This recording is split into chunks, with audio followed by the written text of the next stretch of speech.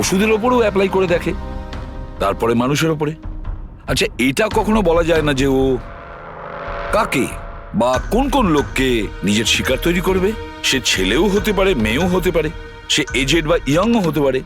কিন্তু একটা ব্যাপার আছে যেটা ওদের প্যাটার্ন হয় কিলিং এর, সেটা 2-3-4টে খুনের রিপোর্ট দেখার পরেই সেটা বোঝা যায়। আর তখনই আমরা আস্তে আস্তে ওদের পিছু নিতে পারি, তার আগে নয়। অনেক ক্ষেত্রে তো এরা কয়েক মাস ধরে নিজের শিকারের ওপর নজর রাখে, আর যখনই সুযোগ পায় ঝাঁপিয়ে পড়ে আর মেরে ফেলে। এই কারেন্ট কি করে চলে গেল?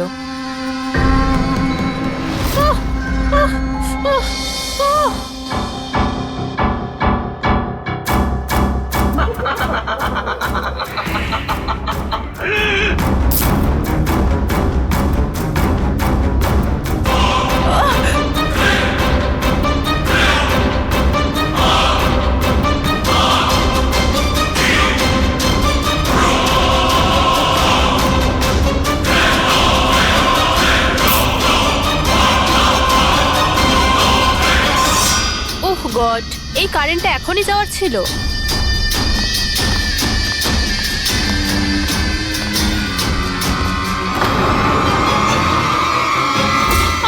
কে?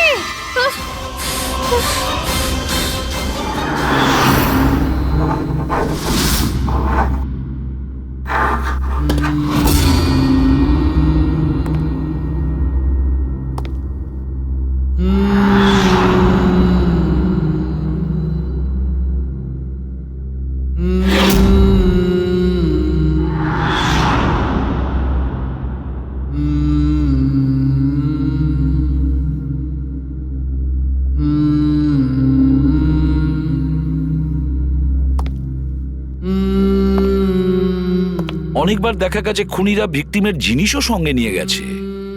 ভিকটিমকে খুন করার পরে হয়তো নিজের জয়ের মেডেল ভেবে। যে কোনো জিনিসই হতে পারে, কোনো মহিলার ঝুমকো দুলও হতে পারে, বা আংটিও হতে পারে, আবার কোনো নখও হতে পারে, এমনকি ভিকটিমের চুলও হতে পারে, মাথার চুলও।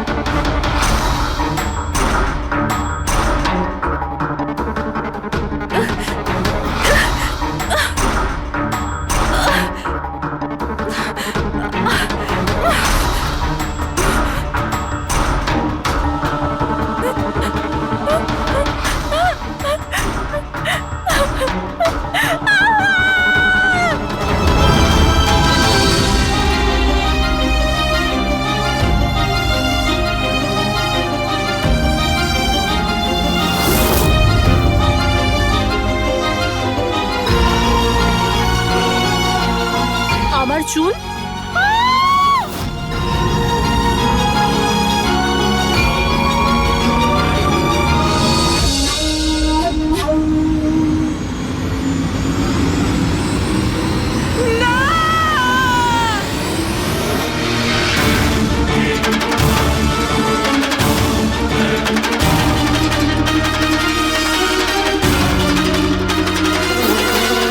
সিরিয়াল কিলার্স এরা সবসময়ই একা থাকতে পছন্দ করে। ওদের কোনো বন্ধু হয় না, তাই অন্যদেরকে, এমন লোকেদেরকে এড়িয়ে চলতে হবে যাদের হাব ভাব বা চাল চলনে একটু অন্যরকম, কিছু অদ্ভুত ধরনের আচরণ দেখা যায়। তা সত্ত্বেও ব্যাপারটা হলো, সিরিয়াল কিলার থেকে বাঁচতে হলে আমাদেরকে সাবধানে থাকতে হবে।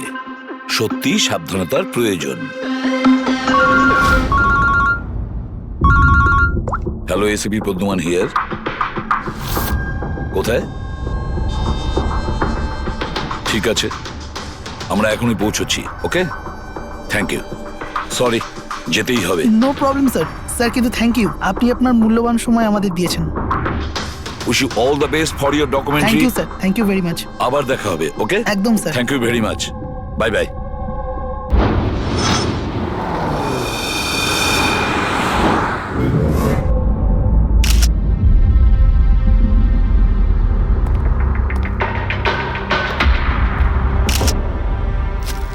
নিয়ে যাও। সালুকে দেখে কি মনে হচ্ছে?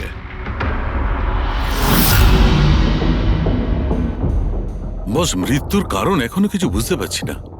ল্যাবে নিয়ে গিয়ে দেখছি। আর ডক্টর এই চিহ্ন? হ্যাঁ দয়া, এই যে চেয়ারে বাঁধা ছিল দড়ি দিয়ে, তারই চিহ্ন এটা। বস, আমি যাচ্ছি, ল্যাবে গিয়ে চেক করছি। স্যার, দিয়া এই পেন্ডেন্টটা পড়েছিল। কোনো বিশেষ লোকের কি এটা? স্যার, এই পেন্ডেন্টে জিপিএস বেস সেফটি অ্যালার্ম আছে। এই পেন্ডেন্ট পরে থাকা ব্যক্তি যদি কোনো বিপদে পড়ে, এই পেন্ডেন্টটা দুবার প্রেস করলে পেন্ডেন্ট পরে থাকা ব্যক্তির ইমার্জেন্সি লিস্টে যে কটা নাম্বার থাকবে তাদের কাছে একটা এসওএস মেসেজ যাবে যে এই ব্যক্তি বিপদে আছে। আচ্ছা, কাল রাত্রে এই পেন্ডেন্টটা দুবার টিপেছিল। হ্যাঁ স্যার, কটার সময়? প্রায় 12:30টার সময়। আর ওর এই এসওএস মেসেজ ওটা কার কাছে গেছে? স্যার, ওই দুজনের কাছে। এদিকে এসো। কি নাম তোমাদের? সমর। সমর। নবীন। নবীন। কি সম্পর্ক ছিল দিয়ার সাথে তোমাদের? স্যার, আমার গার্লফ্রেন্ড ছিল। স্যার, আমার কলেজের বন্ধু। যখন দিয়া তোমাদের এসওএস মেসেজ করলো তখন তোমরা কিছু করনি কেন? হ্যাঁ স্যার, এটার জন্য আমারও আফসোস হচ্ছে যে আমি ফোনটা সাইলেন্ট কেন রেখেছিলাম। যদি আমি ফোনটা সাইলেন্ট না রাখতাম, স্যার, আজ দিয়া বেঁচে থাকতো। ফোন সাইলেন্ট ছিল। আর তোমার নবীন, তোমার ফোনটাও সাইলেন্ট মোডে ছিল? না স্যার, স্যার আমি শুয়ে পড়েছিলাম আর আমি বুঝতেই পারিনি কখন আমার ফোনের ব্যাটারি ডেড হয়ে গেছিল। আশেপাশের ঘটনা থেকে আমি ওকে এই পেন্ডেন্টটা এনে দিয়েছিলাম, কিন্তু লাভ কি হলো যখন এটা কোনো কাজেই এলো না। ওই ঘটনার ব্যাপারে বলছো? ওই যে চুল কাটা গেছে ওই মেয়েদের? হ্যাঁ স্যার। হ্যাঁ স্যার, এরকম ঘটনা অনেক ঘটেছে এই চত্বরে। এই দিয়ার মতো অনেক মেয়েরই চুল কাটা হয়েছে, কিন্তু কাউকে হত্যা করা হয়নি। আর লোকে তো এটাও বলছিল যে কোনো আত্মা টাত্মার চক্কর আছে। কি বললে তুমি? ভূত, আত্মা? আমি বলছি না স্যার, লোকেরা বলছে। স্যার, এই এলাকার সব মেয়েরা বেশ আতঙ্কিত রয়েছে। সূর্য ডোবার আগেই নিজেদেরকে বাড়িতে বন্দি করে নেয়। কিছু মেয়েরা তো নিজেরাই নিজেদের চুল কেটে ফেলেছে, আর অনেকে সাধু আর জ্যোতিষীদের কাছে যাওয়া শুরু করেছে। তারা মনে করছে এই সাধুদের আশীর্বাদে এই সমস্ত অলৌকিক শক্তির হাত থেকে রক্ষা পাবে। এটা কোনো অশুভ শক্তির কাজই নয়, এটা কোনো মানুষই করেছে। মানুষই করেছে এটা। স্যার, হ্যাঁ ইন্সপেক্টর সুশীল এই কেসটারই তদন্ত করছেন। হ্যাঁ, সুশীল বাবু বলুন। স্যার, কিছু বুঝতে পারছি না। এ প্রচুর মেয়ের চুল কেটেছে, কিন্তু মেরেছে শুধু একজনকেই। শুধু একটা মেয়েকেই মেরেছে? হ্যাঁ, কি বলতে চাইছেন আপনি? আরো মেয়েদের মারা উচিত ছিল? আমাদের লজ্জা করা উচিত। আমাদের থাকা সত্ত্বেও একটা মেয়ের জীবন চলে গেছে। যত তাড়াতাড়ি সম্ভব ধরতে হবে অন্য কোনো নিরীহ মেয়ের মৃত্যু হওয়ার আগেই। বুঝেছেন আপনি? স্যার। পুরো ডিটেলসটা চাই আমার, যত তাড়াতাড়ি সম্ভব। যান। স্যার। স্যার, হ্যাঁ ফেডরিক, এই নিন এই পুরো কাণ্ড কারখানার সমস্ত ফাইল। ইন্সপেক্টর সুশীল এই মাত্র পাঠিয়েছেন। কটা ফাইল পাঠিয়েছে? 8টা। দয়া, অভিজিৎ, ফাইলগুলো ভালো করে স্টাডি করো, চেক করো, দেখো। আর প্রত্যেকটা মেয়ের সাথে কথা বলে দেখো, জিজ্ঞাসা করো ওদের সাথে কি করা হয়েছে।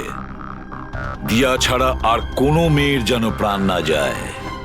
অদিতি, আপনি বলেছিলেন যে আপনি বিছানায় বসে লাইট অফ করেছিলেন, তারপর কি হয়েছিল? স্যার, হঠাৎ করে একটা জোরালো আলো আমার চোখে পড়লো, আর তারপরে কি হলো আমার কিচ্ছু মনে নেই। আমার শুধু ওই উজ্জ্বল আলো মনে আছে, তার বেশি আর কিচ্ছু নয়। আচ্ছা, তারপরে কি হয়েছিল? ঘরের আলো বন্ধ হয়ে যাওয়ার পর আমার চোখে একটা জোরালো আলো পড়লো, আর তারপর আমি আর কিছু দেখতে পাচ্ছিলাম না। আমার চোখ একদম ধাঁধিয়ে গেছিল। আচ্ছা, জ্ঞান ফিরে আসার পরে কি হয়েছিল? যখনই আমার চোখটা খুললো আমি দেখলাম কেউ আমার চুল কেটে নিয়েছে।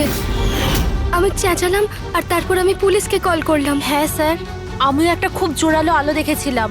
যেরকম টিভিতে দেখেছিলাম সব মেয়েদের সাথে হয়েছে, ওরকম আমার সাথেও হয়েছে। ওই ভূতটা আমার চুল সব কেটে দিয়েছে। ভূত নয়, অপরাধী। এই এই আপনার হাতে কি রয়েছে? স্যার আমার চুল। আপনার চুল? ও অপরাধী তোমার চুল কেটে নিজের সঙ্গে নিয়ে যায়নি? না তো।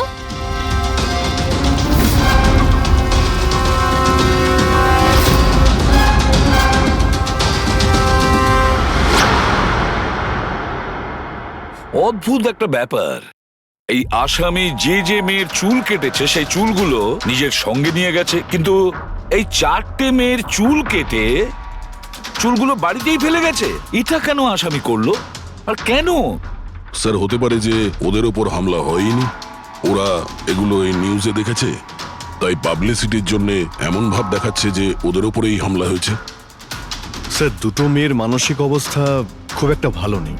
ওদের ভুল ধারণা হয়েছিল ওদের সঙ্গে এরকম কিছু হয়েছে, কিন্তু সেরকম কিছু হয়নি। তার মানে শুধু 4টে মেয়ের ওপরে হামলা হয়েছে? অদিতি, বাণী, চিত্রা আর ঈশা। Yes sir. একটা কাজ করি, আমরা আবার নতুন করে শুরু করি যেখান থেকে এসব শুরু হয়েছিল। ক্রাইম লোকেশনের ফটোগ্রাফ, প্রমাণ, যা কিছু পাওয়া গেছে ওখান থেকে সব কটা ভালো করে চেক করো দ্বিতীয়বার। কিছু না কিছু আমরা নিশ্চয়ই ছেড়ে গিয়েছি, যেটা এবারে আমরা পাবো।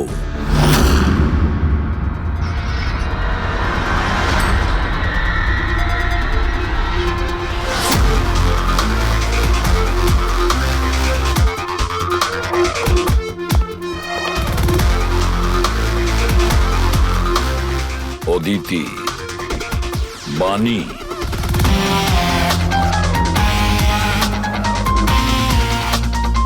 চিত্রা, ঈশা।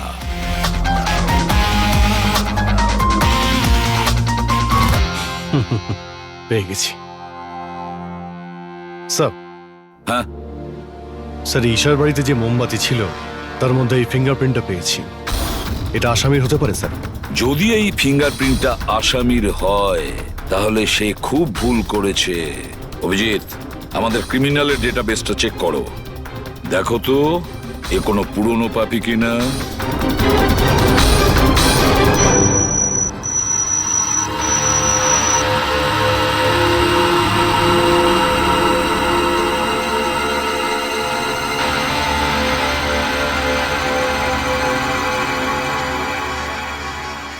স্যার, হ্যাঁ বলো। স্যার, এ তো পুরনো পাপি, কিন্তু 17 বছর বয়স।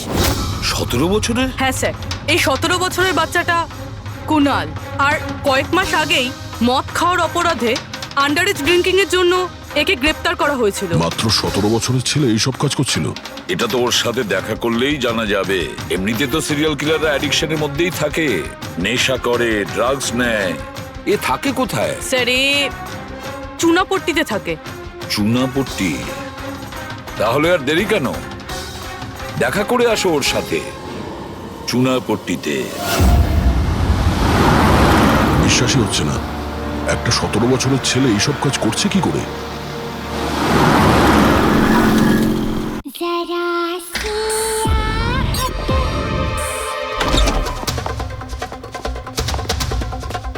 কুনাল। হ্যাঁ, আপনারা কে? সিআইডি। সিআইডি? তোমার লজ্জা করে না? পড়াশোনা করার বয়সে এইসব করছো? হ্যাঁ কি স্যার? কে এসেছে কুনাল? আরে স্যার, আপনারা? স্যার, তুমি এখানে কি করছো? স্যার, এটা আমার মাসির বাড়ি, কিন্তু আপনারা এখানে? কুনালের সঙ্গে দেখা করতে এসেছি। কুনাল এ আমার কাজিন স্যার। কাজিন? তুই তোর কাজিনের চুল কেটেছিস? স্যার, স্যার আমি তো স্যার ঈশা দিদির সাথে একটু মজা করেছিলাম স্যার। স্যার, আমি ওই চুল কেটে দেওয়া লোকটার ব্যাপারে নিউজ পেপারে পড়েছিলাম স্যার। আমি ভাবলাম এই মজাটাও একটু ঈশা দিদির সাথে করা যাক। মা, মা আমার চুল! আর মা আমার সব চুল ও কেটে চিল্লে চিল্লে দিয়েছে। সারা বাড়ি মাথায় তুললো আর পুলিশকে ফোন করে দিল স্যার। আমি ভয় পেয়ে গেছিলাম স্যার, সেই জন্য আমি ওই চুলগুলো ফেলে দিলাম স্যার, আর চুপচাপ বাড়ি থেকে বেরিয়ে গেলাম স্যার। তুই এত বাজে মজা করেছিস আমার সাথে? দিদি সরি। আমি তোকে কখনো ক্ষমা করব না, কখনো সরি নয়। সরি দিদি সরি স্যার। স্যার, আমি শুধু ঈশা দিদির চুল কেটেছিলাম স্যার, বাকি কোনো মেয়ের চুল কাটিনি আমি স্যার।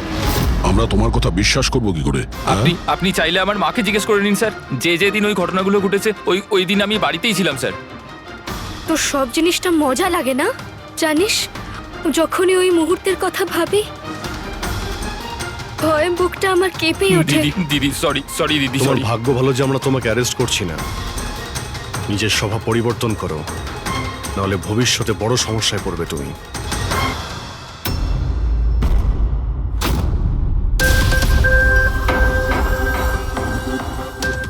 সমস্ত সিরিয়াল কিলার বা সিরিয়াল অ্যাটাকার নিজের ভিকটিমকে একটা প্যাটার্নে চুজ করে। হ্যাঁ, ঠিকই বলেছো দয়া। হ্যাঁ, এরকমই তো হয়। তোমার মনে আছে তো দয়া ওই কেসটা, যেখানে কিলার 40 থেকে 50 বছরের মাঝে বিজনেসম্যানকে চুজ করেছিল নিজের শিকার করার জন্য? হ্যাঁ স্যার, একটা কেসে স্যার সিরিয়াল কিলাররা তাদেরই টার্গেট করত যাদের কাছে লাল গাড়ি আছে।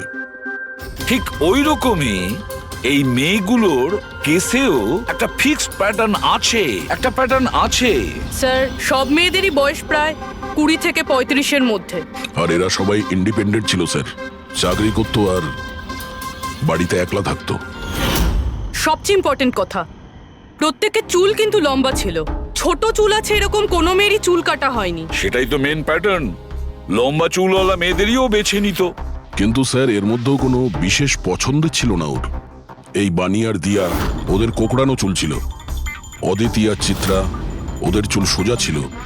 এই যে সিরিয়াল কিলাররা হয় না স্যার, ওরা স্পেসিফিক হয় নিজের পছন্দের বিষয়ে। হ্যাঁ, একটা ব্যাপার কমন, এই সব মেয়েদের পাশেও ক্যান্ডেল রেখে গেছে। হ্যাঁ, এই নটটা দয়া, একটা ব্যাপার নোটিস করেছো তুমি? কি হয়েছে স্যার? এই নোটস গুলো দেখো। অদিতি আর চিত্রাকে যেভাবে বেঁধেছিল চেয়ারের উপর, নোটস গুলো দেখো। এখানে এক রকমের নোটস, আর দিয়া আর বাণীকে যেভাবে বেঁধেছিল এই নোটস গুলো একেবারে আলাদা। দয়া, যে নোটস দিয়ে দিয়া আর বাণীকে বাঁধা হয়েছিল এই নট গুলোকে বোলাইন নট বলে। বোলাইন নট যেরকম টাইয়ের হয় না, আর এই নট গুলোকে বলে ট্রিপল ব্যারেল নট।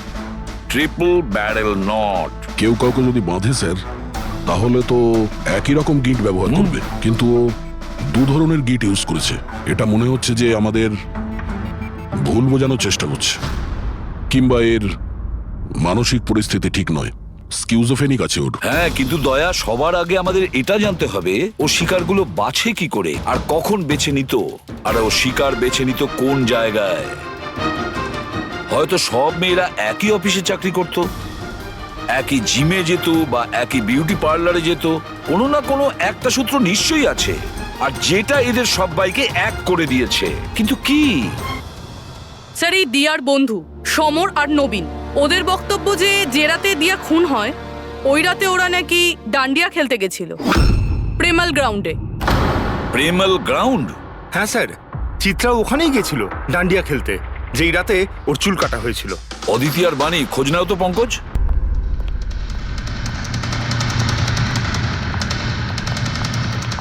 হ্যাঁ বস, ওই মেয়েটির মৃত্যু গলা টিপার কারণে হয়েছে। গলা টিপে মারা হয়েছে? স্যার, এই হলো তার রিপোর্ট।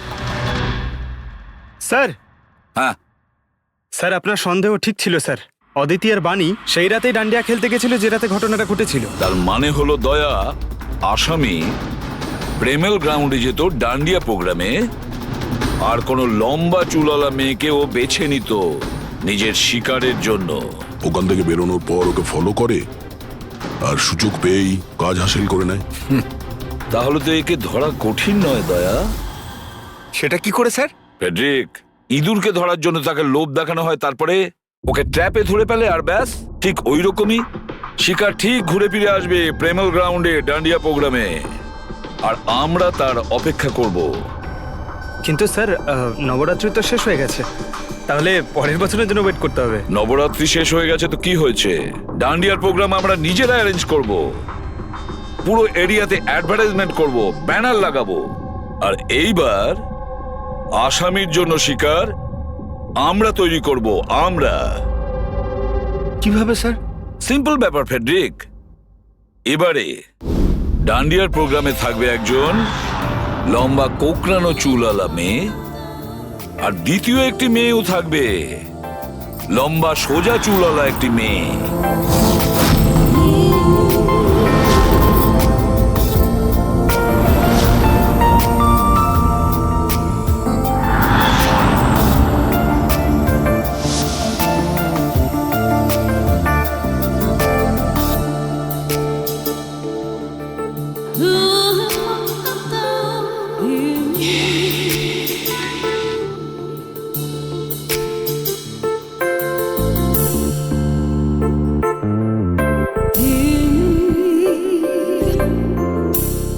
এখন এই নকল চুলের এক্সটেনশন আসল বলে মনে হচ্ছে।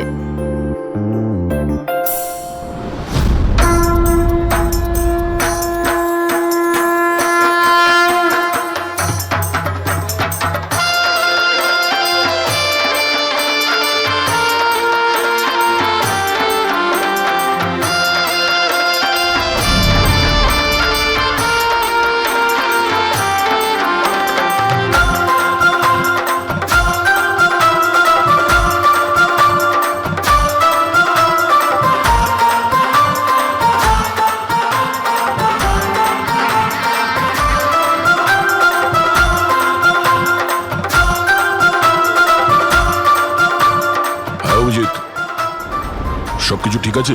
হ্যাঁ Daya. Okay, fine.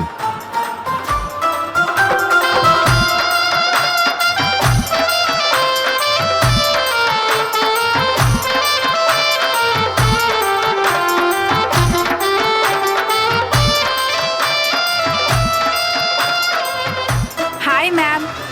High. Wow, আপনি তো খুব সুন্দরী। আপনার মেকআপ খুব সুন্দর হয়েছে। স্পেশালি আপনার কার্লি হেয়ার খুব সুন্দর লাগছে। Thank you. You welcome.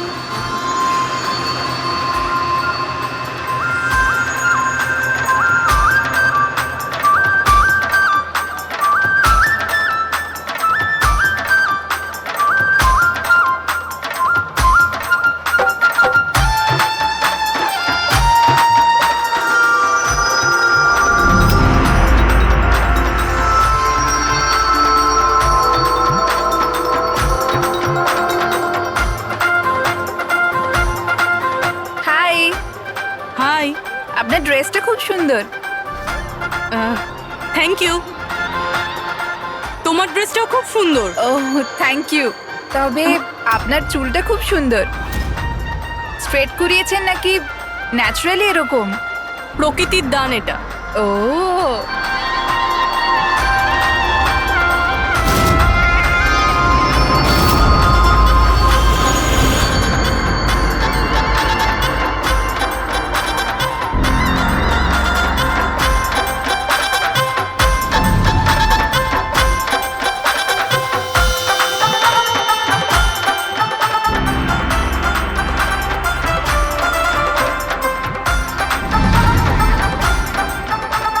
শোনো, আমার পাশে একটা ছেলে ডান্স করছে, একটু গন্ডগোলের মনে হচ্ছে।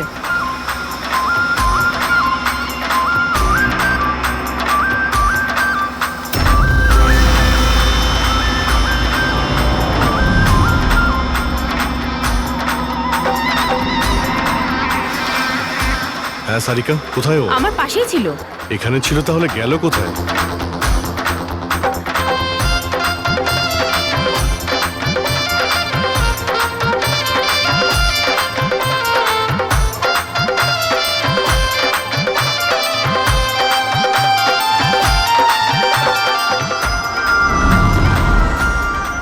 রবি, স্যার। তুমি যাও, আমি তোমার পিছনেই আছি, don't worry. Okay sir.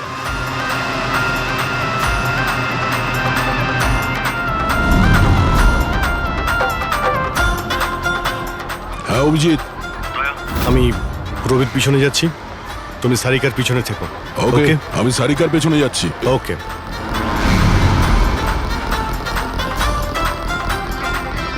Sarika, হ্যাঁ, ঘাবড়িও না, আমি তোমার পেছনে যাচ্ছি, তুমি নিশ্চিন্তে যাও। ওকে।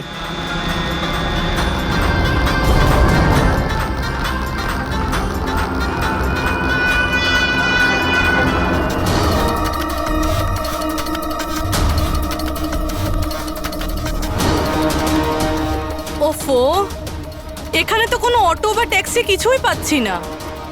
মনে হচ্ছে বাড়ি পায়ে হেঁটেই যেতে হবে।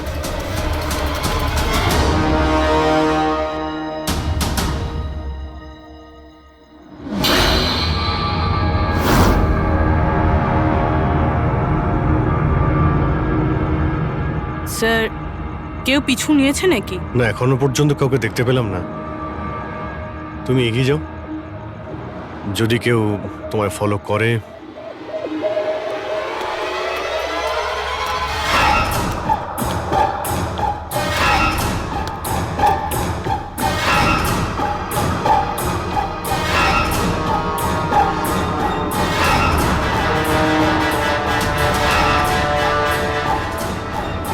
দয়া, আমার মনে হয় কেউ আমাকে ফলো করছে।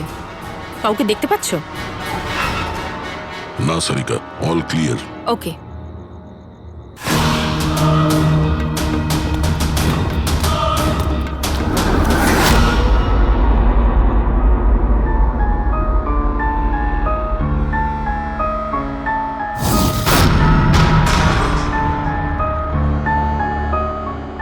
স্যার, সব ঠিক আছে? স্যার হয়তো আজকে অ্যাটাকার ডান্ডিয়া খেলতে আসেইনি, নয়তো স্যার অন্য মেয়ের পিছনে গিয়েছে। দেখা যাক, আর একটু অপেক্ষা করি।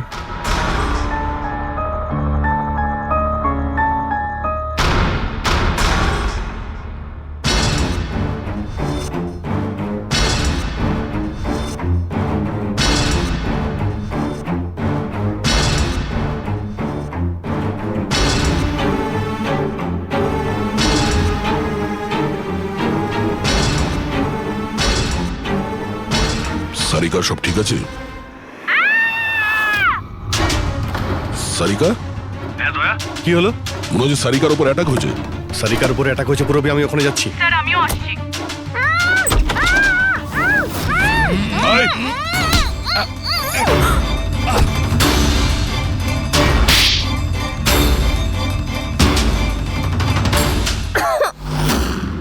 ও নো, সারিকা তুমি ঠিক আছো? হ্যাঁ, আমি ঠিক আছি। হট!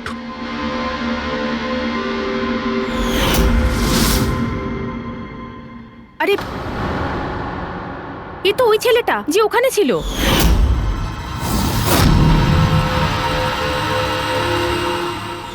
চুল কাটার প্রচুর শখ তোর, হ্যাঁ? তোর জন্য সেলুন খোলাচ্ছি আমরা। বল, দিয়াকে কেন মেরেছিস? না না না স্যার, আমি কাউকে মারিনি। কথা বলছিস? না স্যার, আমি কাউকে মারিনি স্যার, সত্যি বলছি। মেয়েদের চুল কাটিস? হ্যাঁ, দেখি কি এসব। সাইনোফোলিমাস? সাইনোফোলেমাস? এটাতে তো মানুষ বড় জোর সেন্সলেস হতে পারে, মরে যেতে পারে না। স্যার, আমি বলেছিলাম তো স্যার, আমি কাউকে মারিনি। আমি শুধু মেয়েদের অজ্ঞান করবার জন্য এটা ব্যবহার করতাম, যাতে করে ওদের চুলগুলো ভালোভাবে কাটতে পারি। দিয়াকে মেরেছিস কিভাবে? হ্যাঁ স্যার, আমি মারিনি স্যার, বিশ্বাস করুন, আমি মারিনি। আচ্ছা সারিকা, আচ্ছা এটা কি পসিবল যে এই কেমিক্যালস দিয়ে দিয়ার খুন হতে পারে? যদি ওর এতে অ্যালার্জি থেকে থাকে তাহলে সেক্ষেত্রে ওর মৃত্যু হতে পারে, আদারওয়াইজ। তাহলে দেখো একবার টেস্ট করে কি জানতে পারা যায়। হ্যাঁ, টেস্ট করে দেখছি। আর তুই চল, তোর বিরুদ্ধে চুল কাটা হবে, চল। আচ্ছা, পুরবি কোথায়? ওর তো এখানে আসার কথা ছিল। পুরবি তো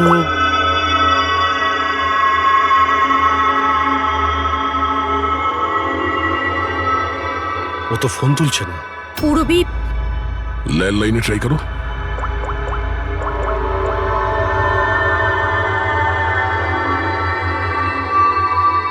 রিং হয়ে যাচ্ছে। পুরবি,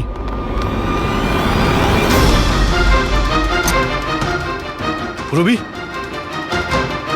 আচ্ছা অপরাধী তো আমাদের সঙ্গে ছিল, তাহলে এগুলো করলো কে? তার মানে দুজন রয়েছে, আর দুজনে একই রকমের অপরাধ করছে। পুরবি, রবি, ঠিক আছো? কি হয়েছিল? স্যার, ঠিক ওই রকমই হয়েছে। প্রথমে বাড়ির লাইট চলে গেল, আর তারপর আমার চোখে একটা তীব্র আলো পড়লো, আর আমি অজ্ঞান হয়ে গেলাম। কি? কিন্তু স্যার, এই সব কিছু কিন্তু একটা মেয়ে করছিল। মহিলা? ওখানে ছেলে আর এখানে মেয়ে, ব্যাপারটা কি? কোনো ব্যাপার না, চুল তো কেটে নিয়েছে, এবার এই কাটা চুল দিয়েই ওকে আমরা খুঁজে পাব।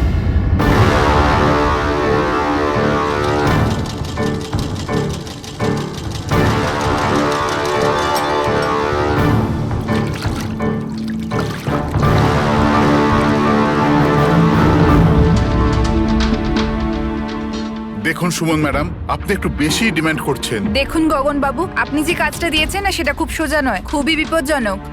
আপনাকে আমাদের টাকা বাড়াতেই হবে।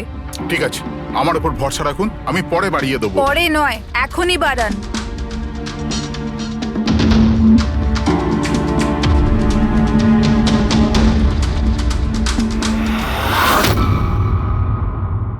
এটা কি গগন স্যার?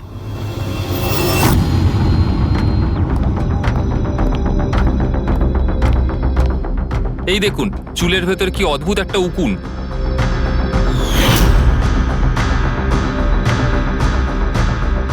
আগে কখনো এরকম উকুন দেখিনি। আর দেখবেও না, কারণ এই উকুনগুলো সিআইডির হয়ে কাজ করে, আর এর নাম হলো মাইক্রোস্কোপিক ট্র্যাকিং ডিভাইস। আর এই জন্যই আমি তোমাকে আমার চুল কাটতে দিয়েছি, যাতে এটার সাহায্যে এখানে পৌঁছতে পারি আর জানতে পারি আসলে ব্যাপারটা কি।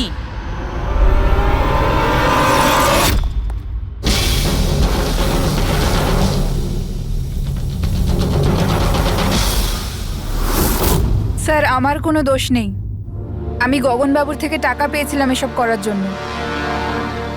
গগনবাবু টাকা দেবে, আর যদি বলে কুঁয়োতে লাভ দিতে তো তুমি দিয়ে দেবে? এখন বলো, কেন করিয়েছো তুমি এসব? আমি যে কথাগুলো বলবো সেটা একটু আশ্চর্যজনক আপনার নিশ্চয়ই লাগবে, কিন্তু এটা সত্যি যে আমাদের ব্যবসায় মানুষের চুলের দাম সোনার দামের থেকে কম নয়। কোটি কোটি টাকা রোজগার হয় এখান থেকে। উইক্স, হেয়ার এক্সটেনশন, নকল আইল্যাশেস, ফার্টিলাইজার আর অ্যামিনোসিডের মতো প্রচুর জিনিস তৈরি হয়। স্যার, আপনি ভাবতেও পারবেন না যে এই চুল দিয়ে কি কি তৈরি করা যায়। হ্যাঁ, ঠিক আছে ঠিক আছে, তুমি অনেক জ্ঞান দিয়েছো, কাজের কথা এসো। এসব কেন করছিলে? এই পুরো শহরে এই একটাই ফ্যাক্টরি আছে যে হেয়ার প্রসেসিং এর কাজ করে। সবকিছুই ঠিকঠাক চলছিল, কিন্তু হঠাৎ এই মানুষের চুলের সাপ্লাই কমে গেল। এই শহরের মেয়েদের মনে হঠাৎ করে এই ধারণাটা কি করে চলে এলো যে চুল বড় করতে হবে, আর সবাই চুল বড় করতে লাগলো। এই সময় আমি ভাবলাম যে কিছু একটা এরকম প্ল্যান করতে হবে যাতে এই মেয়েরা নিজে থেকেই চলে আসবে নিজেদের লম্বা চুল ছোট করবার জন্য। তাই তুমি ভাবলে যে এমন একটা ভয় তৈরি করা যাক শহরে, যাতে মেয়েরা ভয় পেয়ে গিয়ে নিজেই নিজেদের চুল কেটে ফেলে, হ্যাঁ? আর তোমার জন্য লাভই লাভ। হ্যাঁ, আর সেই জন্যই এই কাজের জন্য আমি দুজন লোককে রেখেছিলাম, সুমন আর রাজু। স্যার, আমরা দুজন ডান্ডিয়াতে গিয়ে লম্বা চুলওয়ালা মেয়েদের খুঁজি। আমি স্ট্রেট চুলওয়ালা মেয়েদের, আরও কার্লি চুলওয়ালা মেয়েদের।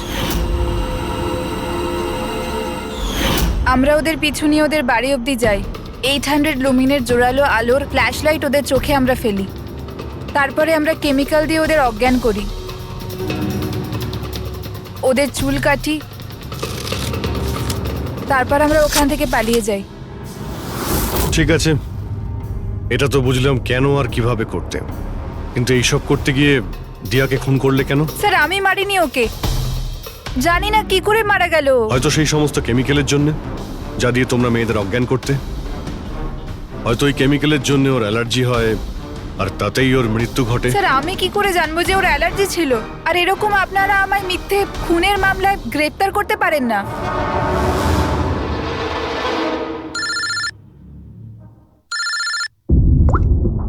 হ্যাঁ, ডক্টর সালুকে। অভিজিৎ, আমি ওই মেয়েটার বডিটা টেস্ট করেছিলাম। ভাই, ওর তো জেলোফলিমাস নামের কেমিক্যালের কোনো অ্যালার্জি নেই। অভিজিৎ, দিয়ার মৃত্যু হয়েছে গলা টেপার কারণে। আরো একটা কথা, আমি ওর ফুসফুসের মধ্যে একটা ফাইবারের টুকরো পেয়েছি, কোনো কাপড়ের ফাইবার। তার মানে এটা পরিষ্কার যে কেউ কোনো কাপড় দিয়ে অথবা কোনো বালিশ দিয়ে ওর মুখটা চেপে ধরেছিল, সেই কারণে ওর নিঃশ্বাস বন্ধ হয়ে গেছে আর মারা গেছে। তার মানে দিয়ার চুল কাটার পরে আর আমাদের পৌঁছানোর আগে অন্য কেউ নিশ্চয়ই ছিল দিয়াদের বাড়িতে, যে দিয়ার মুখটা বালিশ দিয়ে চেপে ধরেছিল আর দিয়া মারা যায়।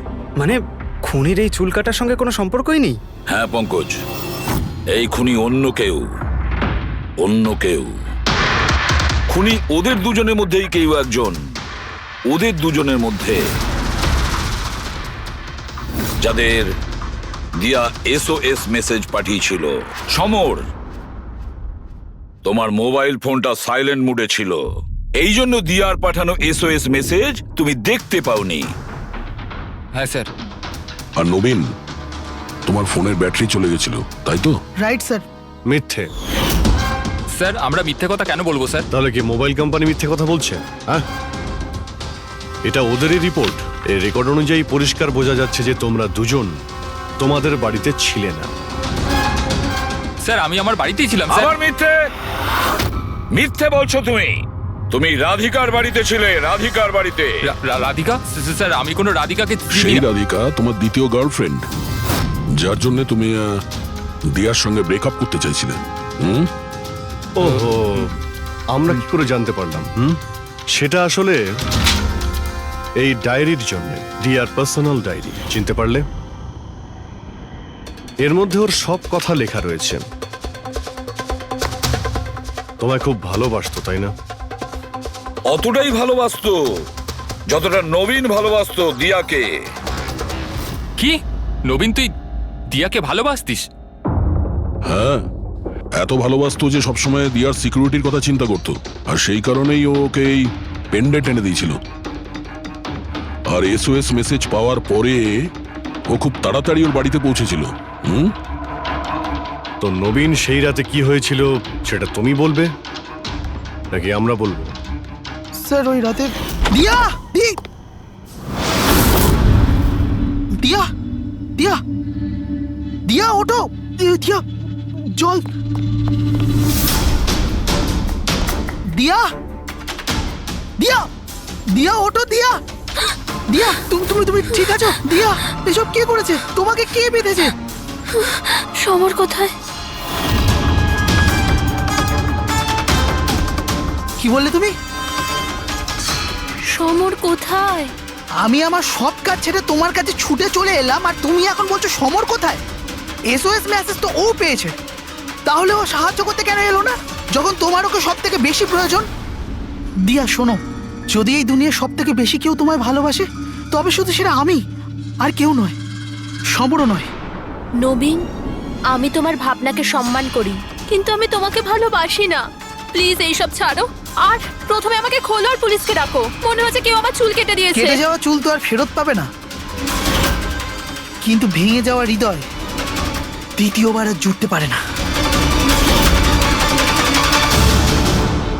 নবীন, নবীন কোথায় যাচ্ছ? নবীন, কি করছো নবীন? নবীন, নবীন! যদি আমি দিয়াকে এত না ভালোবাসতাম, তাহলে আমি হয়তো ওর প্রাণও নিতাম না। ভালোবাসা, যাকে তুমি ভালোবাসা বলছো সেটা ভালোবাসা নয়, স্বার্থপরতা। যদি তুমি দিয়াকে সত্যিই ভালোবাসতে, তাহলে ওর খুশিটাকেই তুমি নিজের খুশি মনে করে নিতে, কিন্তু না, তুমি শুধুমাত্র ওকে পেতে চেয়েছিলে, ব্যাস। নিজের ভালোবাসা বাঁচাতে সবাই নিজের প্রাণ পর্যন্ত দিয়ে দেয়। ভালোবাসার গলা টেপে না, ভালোবাসার মিথ্যে নাটকে তোমাকে খুনি তৈরি করেছে। নিজেরই ভালোবাসাকে তুমি খুন করে দিয়েছো, মেরে ফেলেছো দিয়াকে। তোমার হয়তো ফাঁসিই হবে।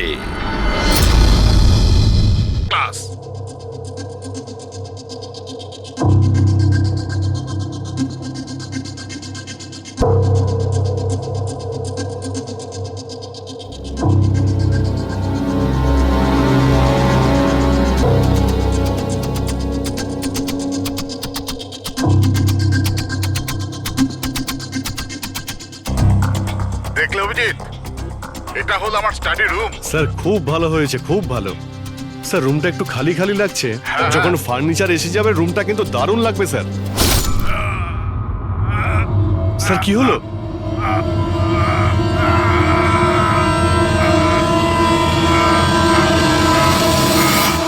ও নো স্যার, কি আরে হয়েছে? ভাই স্যারকে কেউ ছুরি মেরে দিয়েছে।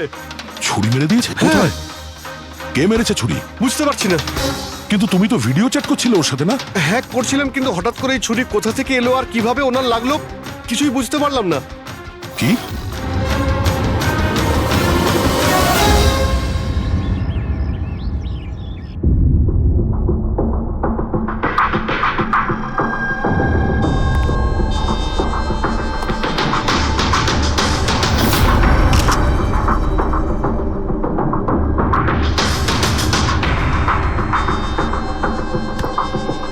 তুমি ঠিক আছো? হ্যাঁ ভাই, বুঝতে পারছি না এসব কি করে হয়ে গেল। স্যার স্যার কেতন স্যার তো 100 জনেরও বেশি আসামিকে জেলে পৌঁছেছেন। হতে পারে ওদের মধ্যেই কোনো একজন আসামি এই সব করেছে। হ্যাঁ, কিন্তু কিভাবে, কখন?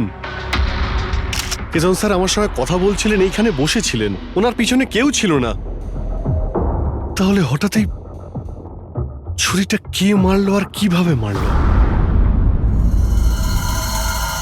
তুমি একদম শিওর যে ঘরের মধ্যে আগে থেকে কেউ ঢুকে বসেছিল না? আরে না ভাই, কেতন স্যার ভিডিও চ্যাটে উনি পুরো রুমটা দেখাচ্ছিলেন, আমরা কথা বলছিলাম, আর রুমটা দেখো, এখানে কোনো জায়গাই নেই, সব কিছু তো খোলা, কেউ কোথায় কিভাবে লুকোতে পারে? তুমি বলেছো যে তোমার সামনেই কেতনবাবু দরজা খুলে ভেতরে এসেছেন। হ্যাঁ, উনি